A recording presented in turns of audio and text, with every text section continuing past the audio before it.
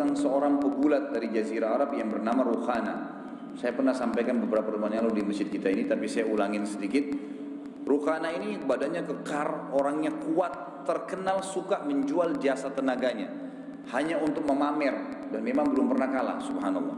Gulat gak pernah kalah karena kekarnya badannya. Dan gulat kita tahu ya, gulat itu tidak main. Kalau yang zaman dulu itu memang menekuk, menaklukkan tapi tanpa memukul, gitu kan. Susah sekali dengan gulat-gulat seperti itu. Maka yang terjadi adalah dia selalu menjual jasanya. Orang-orang suku ini masih didatangi ditantang sama dia. Kalau kalah suku tersebut, dia boleh minta, si Rukhana bisa minta apa yang dia mau. Satu kali didatangin, dia dengar di Mekah ini ada masalah antara orang Quraisy dengan Nabi Muhammad SAW. Maka dia bilang, datang ke Mekah, wahai Quraisy, mau nggak beli jasa saya? Kata orang Quraisy, apa jasamu hai Rukhana? Dia bilang, saya akan mempermalukan Muhammad buat kalian. Kata orang-orang Quraisy, memang kamu mau buat apa? Dia bilang, saya akan tantang Muhammad gulat, dan pasti saya kalahkan dia, karena saya belum pernah dikalahkan. Saya akan permalukan dia di hadapan orang-orang semua. Nah, kata Quraisy, kalau kau bisa lakukan hai Rukhana, maka apa yang kau minta kami kasih. Kata Rukhana, baiklah. Kebetulan waktu itu Nabi SAW lagi tawaf depan Ka'bah. Lalu Rukhana teriak dengan suara keras mengatakan, wahai Muhammad, wahai Muhammad, berapa kali gitu, wahai Muhammad, sampai Nabi SAW dengar. Maka Nabi SAW pun balik mengatakan, ada apa wahai Rukhana? Dikenal dia, ada apa kamu Rukhana? Dia bilang, apa kau mau saya beriman hai Muhammad? Kata Nabi SAW, tentu saja. Kata Rukhana, lawan saya bergulat, kalau kau menang saya beriman. Si Rukhana ini berpikir Nabi SAW tidak akan mengatakan iya, ya, karena ini dia jelas seorang pegulat yang terkenal, tidak mungkin kalah gitu. Dia sudah yakin karena berpuluh-puluh kali jasa dia jual setiap saat itu, tenaganya memang tidak pernah kalah. Ya, dan dia menantang setiap suku-suku Arab yang dia bisa bebas mengambil apapun yang dia mau dari mereka. Maka dia kaget waktu Nabi SAW mengatakan tentu saja. Maka berhadapanlah keduanya, lalu Nabi SAW bergulat dengan Rukhana. Subhanallah, dalam beberapa gerakan kalah Rukhana. Satu kali tertekuk, nggak bisa bergerak sama sekali dengan Nabi SAW. Saya sudah sebutkan juga ciri Nabi SAW ya. Pertemuan ini sudah pertemuan kita yang ketiga kalau nggak salah tentang Nabi Muhammad SAW. Pertemuan pertama saya ceritakan fisik beliau tinggi besar, kekar. Badan Nabi SAW itu besar, pundaknya lebar, dadanya bidang, perutnya bersusun seperti batu yang keras. Nabi SAW juga orang yang kuat gitu kan, dan diberikan kekuatan 10 laki-laki. Seperti semua nabi-nabi diberikan kekuatan yang sama. Maka Nabi SAW pun mengalahkan Rukhana sampai 10 kali. Waktu sudah 10 kali Rukhana sudah habis akal, sudah habis jurus, nggak tahu harus buat apa lagi. Maka Rukhana berkata, wahai Muhammad, walaupun kau menang, saya nggak mau beriman. Sampai pohon ini bicara, ada pohon kurma di situ.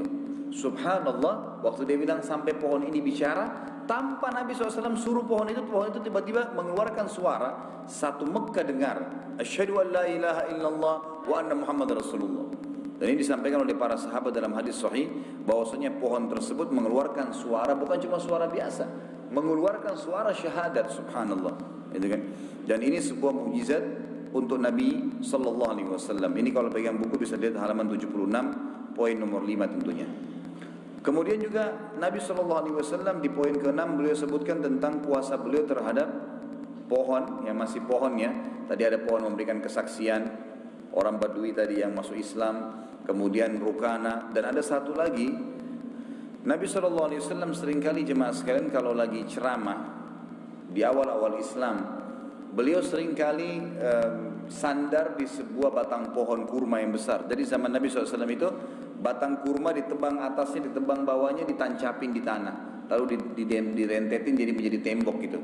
Ada sebuah batang kurma yang besar sekali di depan mihrab Nabi SAW. Pas jadi Nabi kalau sholat menghadap ke situ. Kemudian Nabi SAW kalau capek habis ceramah sandar di situ. Pokoknya pohon itu multifungsi. Ya.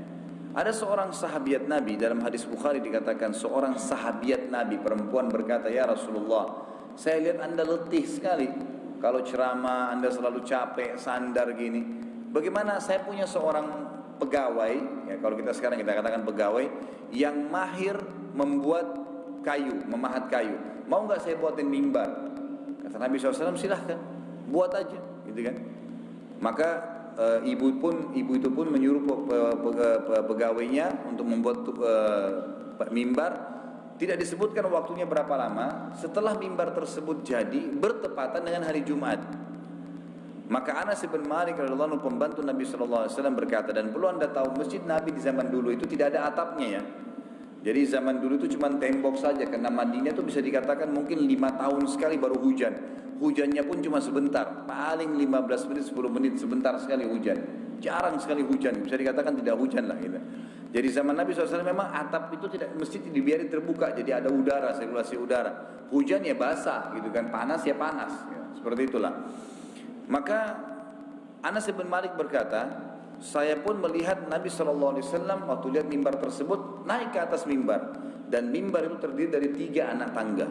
Makanya sebagian ulama mengatakan kalau mau membuat mimbar disunnahkan membuat 3 anak tangga. Tapi karena waktu itu 3 anak tangga dibuatkan oleh sahabat ini, dan Nabi SAW tidak menegur, tidak menyalahkan gitu kan. Walaupun ini cuma hukumnya sunnah, artinya boleh mimbar tanpa tangga, boleh juga tangganya lebih, nggak ada masalah. Tetapi kalau waktu itu mimbar Nabi SAW 3 anak tangga. Ringkas cerita, Nabi SAW naik ke mimbar tersebut, kata Anas bin Malik, waktu Nabi SAW mulai salam, kemudian muadzin Bilal mulai kumandangkan azan, kita tahu biasanya, kalau laki-laki sudah tahu tuh, kalau khatib sudah ada semimbar, azan dikumandangkan, hening masjid, gitu kan? Biasa begitu, nggak ada suara, semua dengarin azannya. Kata Anas bin Malik, tiba-tiba kami mendengar suara tangisan anak bayi. Lalu kami cari suara tersebut, nggak mungkin. Kalau ada ibu-ibu bukan sholat Jumat yang hadir, mungkin kalau sholat 5 waktu bawa anaknya. Tapi ini nggak ada, bawa-bawa semua, dan tidak mungkin bawa bayi di masjid gitu. Dia bilang kami cari suara tersebut tidak ketemu. Sampai akhirnya suara tersebut makin lama azannya Bilal, makin mendekati hayya 'alas shalah, makin keras suara tersebut dan berubah seperti suara induk unta yang sedang mencari anaknya. Maka tiba-tiba kami menyaksikan Nabi SAW turun kembali dari mimbarnya. Ya, bayangkan kalau khatib di atas mimbar turun lagi kembali, mendatangi batang pohon yang ada di depan mihrab beliau yang besar itu, lalu memeluknya dan berkata, demi zat yang ubun-ubunku dalam genggamannya, dia menangis. Maksudnya batang pohon ini menangis karena kehilangan zikrullah. Artinya selama ini saya kalau capek sandar di dia, saya menjadikan seperti mimbar gitu ya, capek sandar berdiri selalu dekatnya. Ini karena Nabi SAW pindah, batang pohon yang sudah mati di mata manusia itu nangis. Lalu kata Nabi SAW, dan demi Allah kalau seandainya saya tidak memeluknya, maka dia akan menangis sampai hari kiamat. Dia akan menangis sampai hari kiamat. Dan ini mujizat Nabi SAW. Kalau yang kita sebutkan malam ini sudah sampai yang ke-8. Kalau di poin ini yang ke-6 tentunya, karena tadi ada beberapa yang saya tambahkan. Kemudian juga poin ke-7 beliau mengatakan ada doa Rasulullah SAW untuk kehancuran kerajaan Kisra. Kisra ini kerajaan Persia ya, kerajaan Persia. Jadi pernah Nabi SAW mengutus, sudah masuk waktu?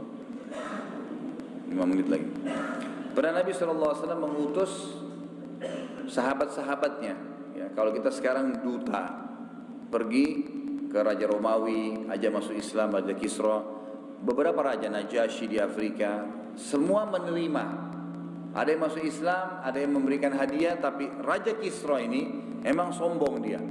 Orang Kisra ini orang Persia. Persia ini umumnya itu badannya kekar-kekar. Kalau sekarang itu Rusia, Afghanistan, Iran, Irak, itu semua dulu wilayah Persia namanya. Satu wilayah dulu itu namanya Persia. Kerajaan besar menguasai dunia waktu itu.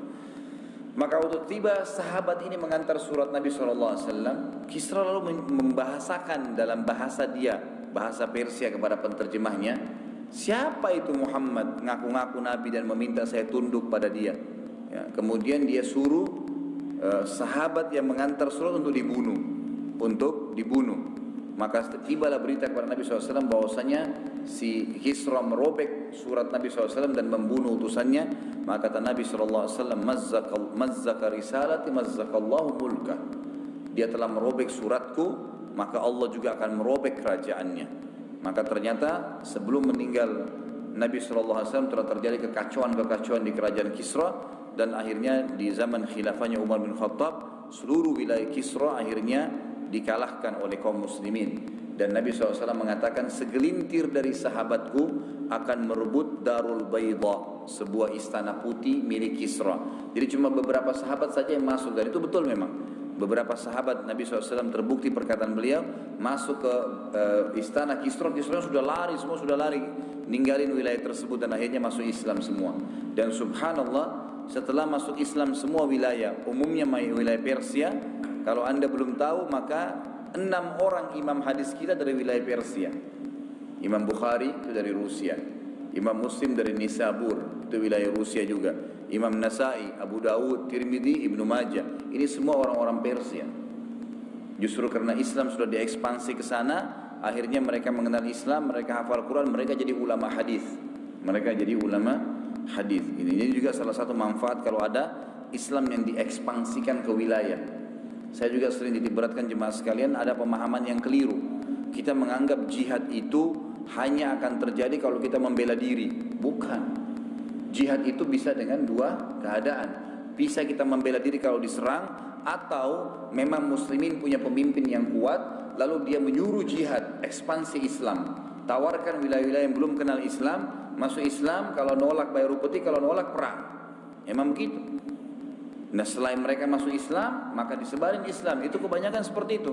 Kita lihat di zaman Nabi SAW itu banyak sekali ya. Seperti kota Mekah sendiri diekspansi oleh Nabi SAW. Kemudian ada wilayah Tabuk, yang perang Tabuk terkenal, itu diekspansi oleh Nabi SAW. Dan ada cukup banyak peperangan di sana. Abu Bakar juga, seluruh jazirah Arab zaman Umar sampai Persia. Ada perang Qadisiyah yang kita kenal di Persia. Kemudian ada perang Yarmuk di wilayah Romawi. Itu juga adalah ekspansi Islam sampai akhirnya membuat Islam itu menyebar kemana-mana. Allahu a'lam.